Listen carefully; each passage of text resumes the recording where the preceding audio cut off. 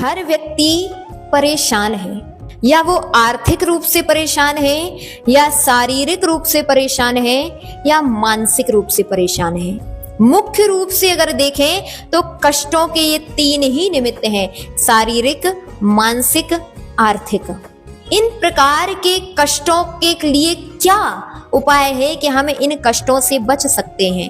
पहली बात तो, अगर आपके जीवन में इस प्रकार की परेशानी है तो सबसे पहले अपने घर में देखें कहीं आपके घर में वास्तु दोष तो नहीं है, क्योंकि वास्तु दोष आपके जीवन में इस प्रकार के कष्टों को आमंत्रण देते हैं।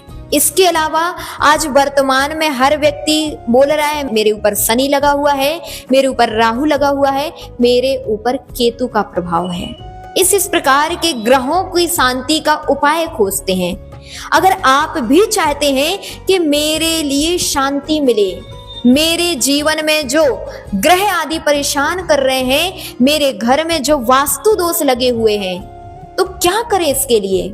अब अगर मान लीजिए आपके घर में वास्तु दोष है, सीढ़ियां गलत दिशा में बनी हुई हैं, वॉशरूम गलत दिशा में बने हुए हैं, चौका अर्थात किचन गलत दिशा में बने हुए हैं, अब उसको आप बार बार तोड़फोड़ तो नहीं कर सकते, हम भी बात जानते हैं। लेकिन इसका क्या उपाय है कि बिना तोड़फोड़ के भी आपके घर का वास्तु दोष टल जाए, आपके लिए ग्रहों का उतना प्रभाव ना पड़े?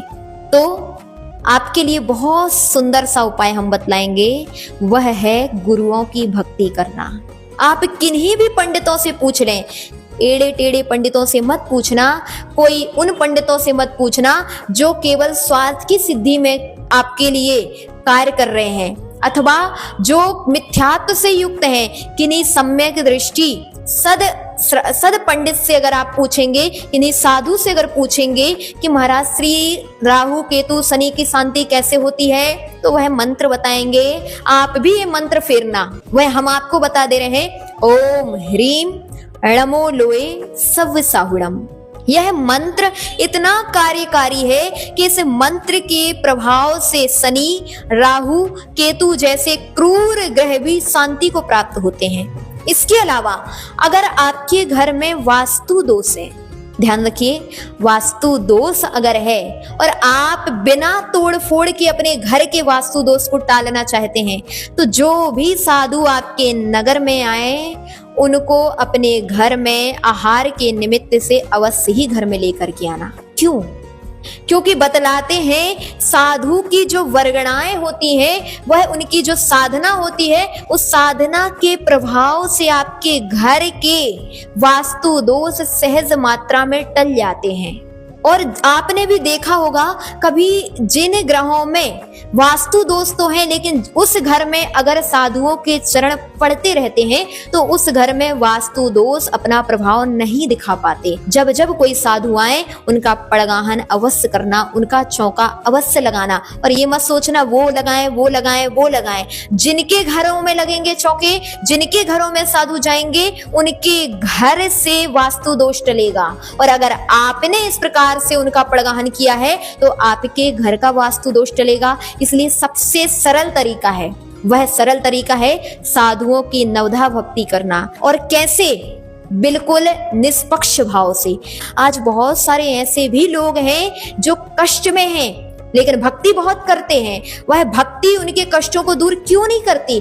इसीलिए दूर नहीं करती क्योंकि उनके मन में मेरे तेरे के भाव हैं। ये मेरे साधु हैं, ये पराये साधु हैं, मैं इनकी भक्ति करूंगा, मैं उनकी भक्ति नहीं करूंगा। ध्यान रखिए, अगर आपने साधु को भी परिग्रह मना लिया, आपने यही मेरे साधु हैं, यही मेरे गुरु हैं, यही ही हैं, इस प्रकार के अगर परिणाम रख लिए तो ध्यान रखना, आपने साधु को भी परिग्रह के रूप में अपने जीवन में अपना लिया है।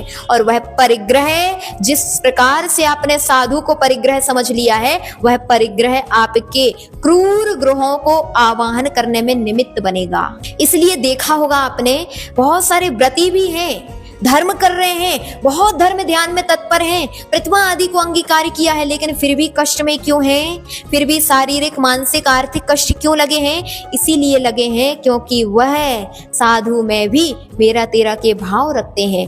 हमने बताया ग्रह की शांति इणमो लोए सव्य साहुड़म, ओम ह्रीम इणमो लोए सव्य साहुड़म इस मंत्र से होती है। केवल मुख से मत जपना, इस मंत्र को मन से जपना। अगर आपने मन से जपना प्रारंभ कर दिया, फिर आप देखेंगे आपके जीवन में बदलाव होगा और जरूर होगा।